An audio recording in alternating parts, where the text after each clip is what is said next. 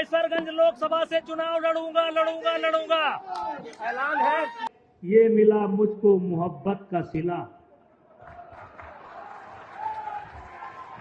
ये मिला मुझको मोहब्बत का सिला, बेवफा कह के मेरा नाम लिया जाता है। कैसरगंज से भारतीय जनता पार्टी के मौजूदा सांसद बृजभूषण को लेकर ऐसी चर्चाएं लगातार हो रही हैं कि वो आने वाला चुनाव कहां से लड़ेंगे और लड़ेंगे भी या नहीं। इसी मामले को लेकर आज उन्होंने गोंडा से एक बड़ा ऐलान कर दिया। उन्होंने ऐलान करते हुए बता दिया कि वो आने वाला लोकसभा चुनाव कैसरगंज से ही लड़ेंगे। हालांकि उन्होंने इस बात का खुलासा नहीं किया कि वो किस दल से चुनाव लड़ेंगे, लेकिन ये जरूर कहा कि आने वाले चुनाव में भारतीय जनता पार्टी उत्तर प्रदेश में 80 में से 80 सीटें जीतेगी। कैसरगंज लोकसभा से चुनाव लड़ूंगा लड़ूंगा लड़ूंगा। 2024 में भारतीय जनता पार्टी की सरकार बनेगी, पूर्ण बहुमत की बनेगी। उत्तर प्रदेश की सभी सीटों पर भारतीय जनता पार्टी जीत कर जाएगी। मोदी सरकार के 9 साल के कार्यकाल पूरे होने पर बृजभूषण के इलाके में एक भव्य कार्यक्रम रखा गया था। इस कार्यक्रम में बृजभूषण एक अलग ही अंदाज में नजर आए। यहाँ पर बृजभूषण शरण सिंह ने शायराना अंदाज में अपने विरोधियों पर निशाना साधा और मोदी सरकार की जमकर तारीफ की। मीडिया वाले बड़ी तिरछी नजर से देख रहे हैं मुझे। अश्क अश्क अश्क, गम गम, अश्क गम, कभी जहर पिया जाता है। अश्क गम, कभी जहर पिया जाता है और तब जाके जमाने में जिया जाता है। कभी अश्क अश्क, कभी गम, कभी जहर पिया जाता है, जब कभी जाके जमाने में दिया जाता है। ये मिला मुझको मोहब्बत का सिला, ये मिला मुझको मोहब्बत का सिला, बेवफा कह के मेरा नाम लिया जाता है।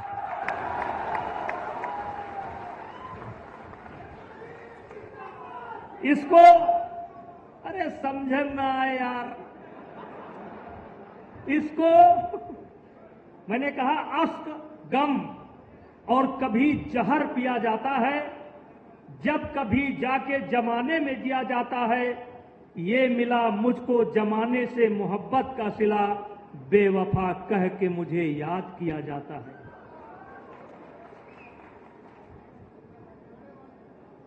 इसको रुसवाई कहें या शोहरत अपनी, इसको रुसवाई कहें कि शोहरत अपनी, दबे ओठों से मेरा नाम लिया जाता है। लेकिन मेरे मित्रों, उस समय एक अवसर था, उस समय एक अवसर था हमारे पास। अगर सशक्त भारत होता, मजबूत भारत होता, दृढ़ इच्छा शक्ति वाला भारत होता, मोदी वाला भारत होता, तो 92,000 सैनिक जाने के पहले पाकिस्तान के द्वारा जो हमारी जमीन कब्जा करके रख ली गई है, उन सारी समस्याओं का निदान हो सकता था यदि कांग्रेस के प्रधानमंत्री की जगह नरेंद्र मोदी प्रधानमंत्री होते, भारतीय जनता पार्टी का प्रधानमंत्री होता, तो 92,000 सैनिक यूं ही न चले जाते। सन 1975 में देश में इमरजेंसी लगाई गई।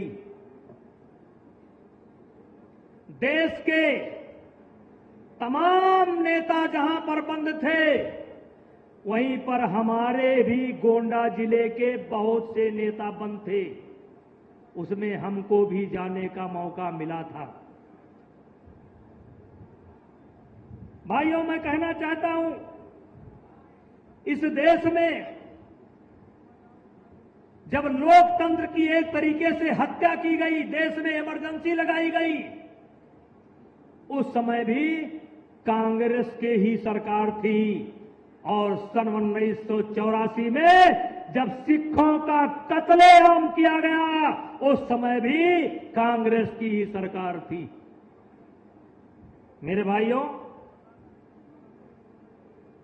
आज कांग्रेस के लोग पूछते हैं कि मोदी जी ने क्या किया। तो मैं कांग्रेस के लोगों से पूछना चाहता हूं कि मोदी जी ने क्या किया, वो तो हम बताएंगे, लेकिन आप बताओ, राम जन्मभूमि का जब केस हाई कोर्ट में चल रहा था, उस समय फैसला न आने के विरोध में कांग्रेस वकीलों की फौज क्यों खड़ी करती थी? जब आतंकवादियों के लिए इस देश में ये भी गवाह है कि आतंकवादियों को फांसी न होने पाए, सुप्रीम कोर्ट को रात में सुप्रीम कोर्ट का ताला खुलवाया गया, तब भी कांग्रेस की ही सरकार थी, दूसरे की सरकार नहीं थी।